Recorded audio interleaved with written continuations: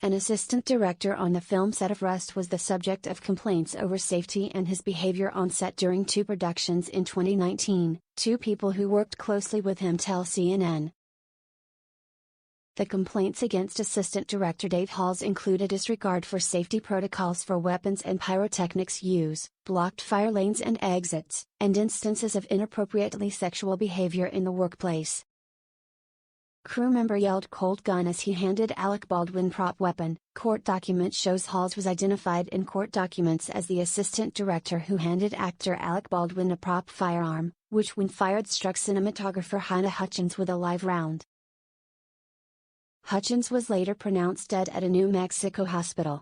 Maggie Gohl, an Yahtzee Local 44 prop maker and licensed pyrotechnician, said in a statement to CNN that while working on Hulu's Into the Dark anthology series in February and May of 2019, Halls neglected to hold safety meetings and consistently failed to announce the presence of a firearm on set to the crew, as is protocol.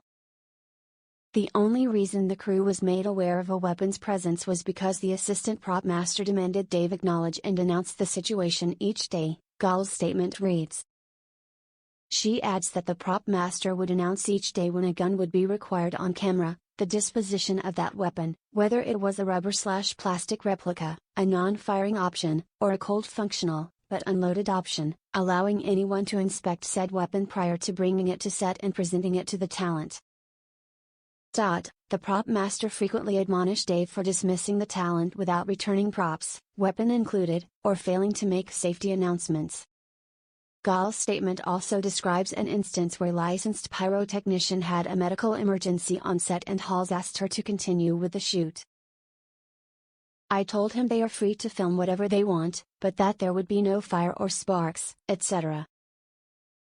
Until the medic, fire safety officer, and all of my crewmates were safely back on set, Gohl details. Halls did not respond to CNN's request for comment Saturday night about Gohl's allegations against him. This aerial photo shows the Bonanza Creek Ranch in Santa Fe, New Mexico, Saturday, October 23, 2021.